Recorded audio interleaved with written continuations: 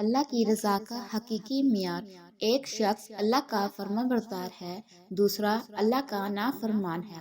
دونوں مچھلیوں کا شکار کرنے جاتے ہیں۔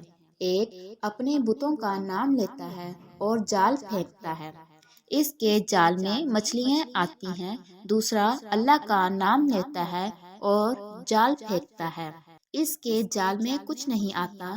کوشش کرتے کرتے شام ہو جاتی ہے۔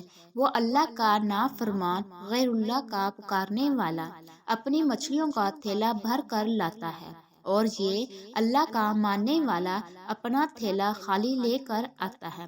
اللہ کا فرشتہ غمگین ہوتا ہے اور عرض کرتا ہے کہ اے اللہ، وہ تیرا نام لینے والا خالی ہاتھ آ رہا ہے، اور تیرے دشمنوں کا نام لینے والا مچھلیوں سے بھرا ہوا تھیلا لا رہا ہے۔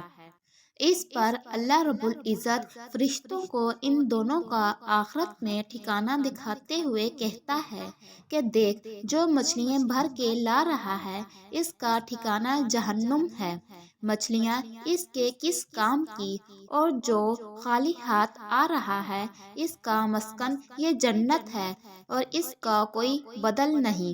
جیسے ہم کہتے ہیں کہ وہ اتنا نافرمان ہے لیکن پھر بھی مزے کر رہا ہے، اور یہ اتنا فرما بردار ہے پھر بھی تکلیفوں میں مبتلا ہے۔ ارے اللہ کے یہاں مقبولیت اور پسندیدگی کا معیار کچھ اور ہے، وہ حکیم ذات ہے۔